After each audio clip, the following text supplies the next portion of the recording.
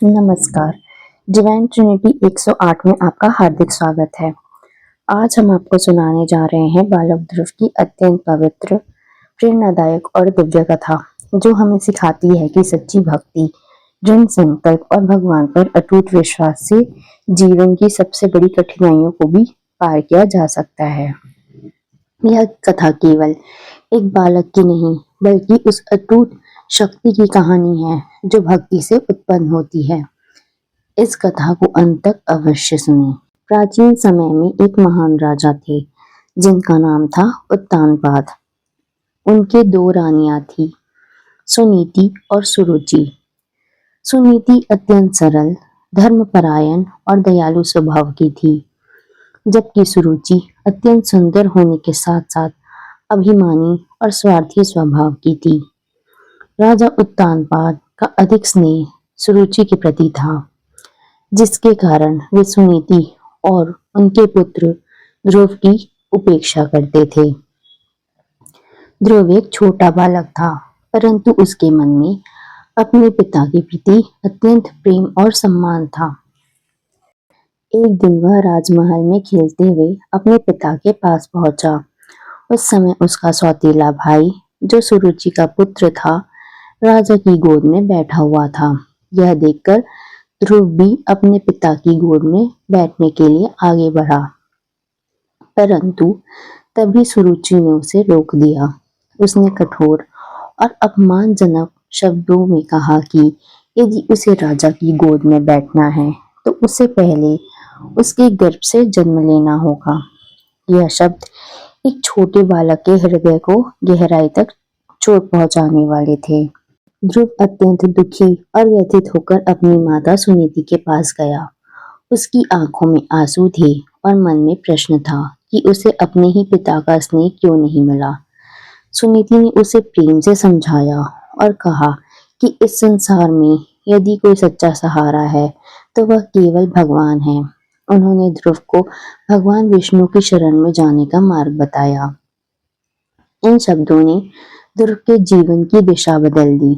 एक छोटे बालक ने यह निश्चय कर लिया कि वह भगवान को प्राप्त करेगा और ऐसा स्थान प्राप्त करेगा जिसे कोई भी छीन ना सके।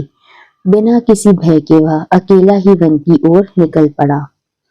मार्ग में उसकी भेंट देवर्षि नारद से हुई। नारद जी ने उसे समझाया कि वह अभी बहुत छोटा है और उसे घर लौट जाना चाहिए, परंतु ध्रुव अपने संकल्प से पीछे हटने वाला नहीं था। उसकी दृढ़ता और भक्ति को देखकर नारद जी प्रसन्न हुए और उन्होंने उसे भगवान विष्णु का पवित्र मंत्र दिया तथा तपस्या की विधि सिखाई। ध्रुव वन में जाकर कठोर तपस्या करने लगा। प्रारंभ में उसने केवल फल खाकर जीवन यापन किया। धीरे धीरे उसने अपने शरीर की आवश्यकताओं को कम कर दिया। कुछ समय बाद वह केवल पत्तों भर निर्भर रहने लगा, फिर केवल जल पीने लगा और अंत में उसने अपनी सांसों को भी नियंत्रित कर लिया। उसकी तपस्या इतनी तीव्र और गहन थी कि उसका प्रभाव पूरे ब्रह्मांड पर पड़ने लगा। देवता चिंतित हो गए और उन्होंने भगवान विष्णु से प्रार्थना की कि वे ध्रुव को दर्शन देकर उसकी तपस्या को पूर्ण करें। अंततः भगवान विष्णु प्रकट हुए। उनका दिव्य और तेजस्वी रूप देखकर ध्रुव भाव विभोर हो गया। वह भगवान के सामने खड़ा था, परंतु उसके पास शब्द नहीं थे। तब भगवान विष्णु ने अपने शंख से उसके मुख को स्पर्श किया, जिससे उसे दिव्य वाणी प्राप्त हुई। ध्रुव ने भगवान की स्तुति की और कहा कि अब उसे किसी भौतिक वस्तु की इच्छा नहीं है, वह केवल भगवान की भक्ति चाहता है। उसकी इस भावना को देखकर भगवान अत्यंत प्रसन्न हुए। भगवान विष्णु ने उसे आशीर्वाद दिया कि उसे एक ऐसा स्थान प्राप्त होगा जो अचल और अमर होगा। उन्होंने कहा कि वह ध्रुव तारा बनेगा, जो सदा आकाश में स्थिर होगा और सभी के लिए मार्गदर्शक बनेगा। ध्रुव अपने राज्य लौट आया। उसके पिता ने उसे गले लगाया और अपनी भूल पर पछतावा किया। ध्रुव ने अपने जीवन में धर्म और न्याय का पालन किया और अंततः वह ध्रुव तारा बन गया।